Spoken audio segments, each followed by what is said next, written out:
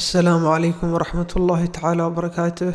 Dear students, this is teacher Adam and this is lesson 70b. So this, I promised you that lesson 70 will be into two parts. I'll divide it into two parts. The first part was lesson 70a.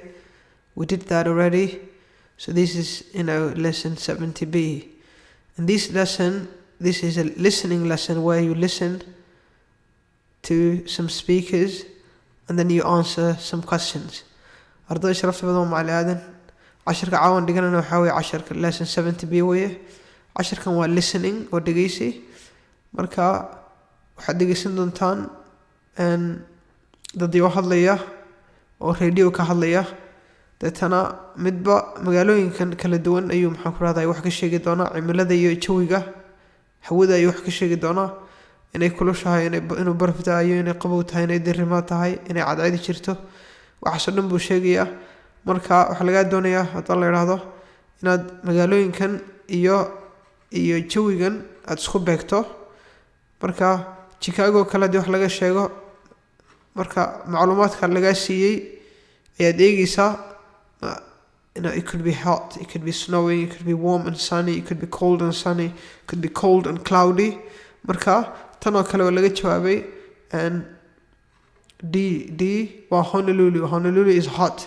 se lagu ogaaday sheekada lagu ogaaday marka sheekada dhageyso deetana mid walba jawigeeda ku horqor ta snowing xaga ku qor ta warm and sunny xaga ku qor tan cold and sunny xaga ku qor marka waxaad qoraysaa letterkeega haday b wad ku qoraday c wad haday tahay e wad ku qori marka qaabkaas aad jawaabi doontaan.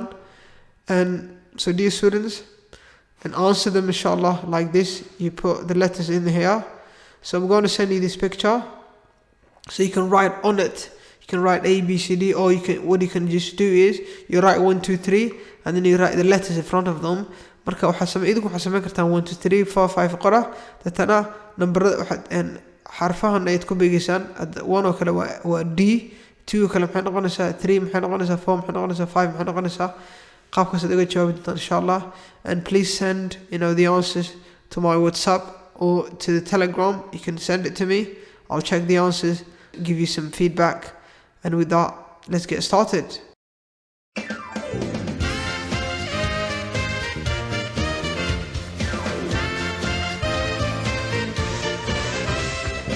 Page 54. Listening. Today's weather. Listen to the weather reports.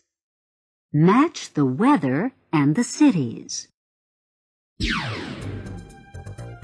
This is Robbie T with the weather report from WXBC. It's a hot day in Honolulu today. The temperature here is 100 degrees and everybody is swimming at the beach. This is Annie Lou with the weather report from WCLD in Atlanta. It's snowing here in Atlanta today and everybody is at home. This is Herbie Ross with today's weather from KFTG Radio. It's warm and sunny here in Los Angeles today. The temperature is 70 degrees. It's a beautiful day.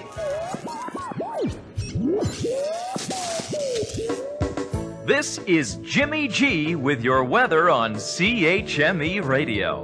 It's cool and sunny here in Toronto today. It's a very nice day.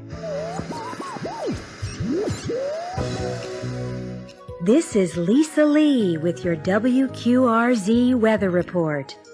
It's cold and cloudy in Chicago today.